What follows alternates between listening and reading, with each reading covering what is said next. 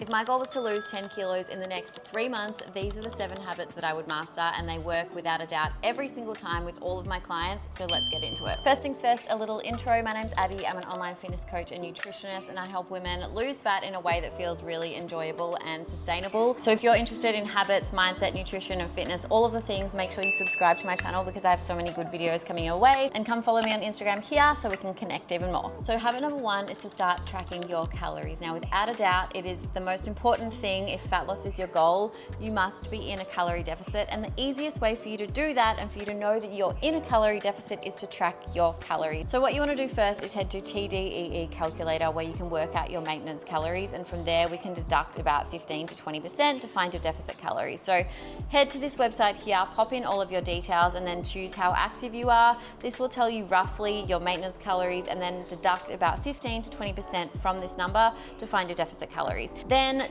download an app like MyFitnessPal and start tracking your calories the best you can.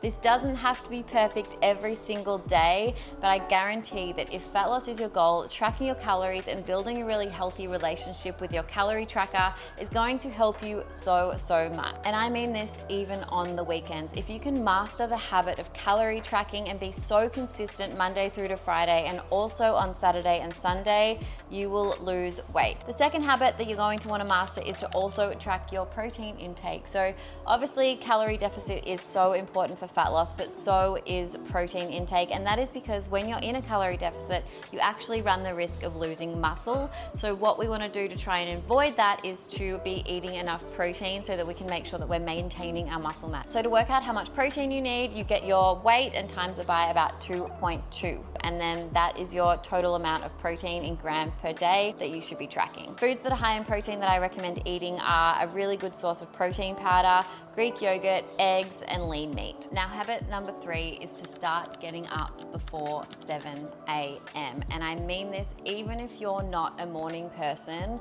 If you can get up and seize the day and seize the morning, you are going to get so much more done. If you're sleeping in until 7 o'clock, 8 o'clock, there is so much missed opportunity for you to get things done, whether that be your meal prep, whether that be getting to the gym, or whether that be doing whatever you want to do, some way to improve yourself.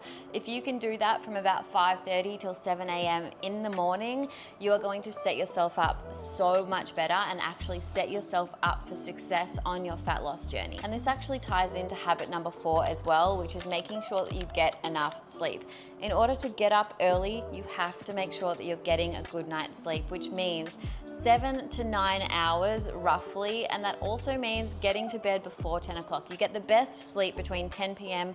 and 2 a.m. So if you can somehow get to bed and get yourself into a really regular sleep pattern and sleep cycle, getting into bed before 9 p.m. and making sure that you're not touching your phone, it's really going to help. Another thing that can actually really help you is to invest in a clock and a bedside table that isn't your phone, because when you're in bed, you might be lying there, and if your phone is just plugged in, if you get a notification, you might just check it quickly, and then all of a sudden you've been scrolling for half an hour. So getting an alarm clock or something that isn't your phone can really help you get out of bed, but also just eliminate that screen time and that scrolling time before bed, and also when you wake up in the morning. Habit number 5 is to get into some sort of resistance training. Now, a lot of people think that when it comes to fat loss, cardio is the answer, but in fact, strength training is what is going to help you maintain your muscle, which will help you burn more energy at rest, which is going to help you burn more fat essentially. So like I said, for habit number 2, making sure that you're eating enough protein, you really want to combine that with proper strength training so that you can maintain your muscle mass and essentially maintain your metabolism, or maybe even increase your metabolism down the track. I recommend training at least 3 to 4 times a week, and then making sure that you're having good rest days as well to give your body time to recover and allow your muscles to recover too. Now, habit number 6, and this is one that you probably know as well, is to get your steps in. The 10K step rule was created actually a long time ago to help elderly people increase their steps and increase their movement, and it actually just stuck. And that is because for most people, it is really easy to get outside and go for a walk. It is low impact, it's enjoyable, it doesn't require any equipment or anything, and can be done anywhere. So if you can get out and get your body moving, especially if you're someone who sits at a desk all day, it's really going to help you. So what you can do for me is actually go to your phone and check your steps step average. Whatever it is now, try and increase it by about 3,000 to 4,000 steps.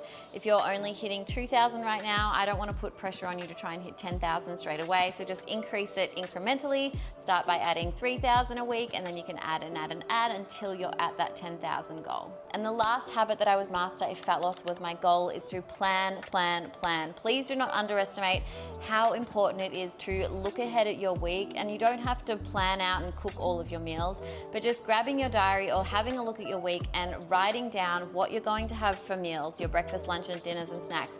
Then with that list, go to the shop and go grocery shopping so that you have a plan and you know exactly what you're eating. Write out your gym sessions in your diary and lock them in so that you have a plan and you know exactly when you're training.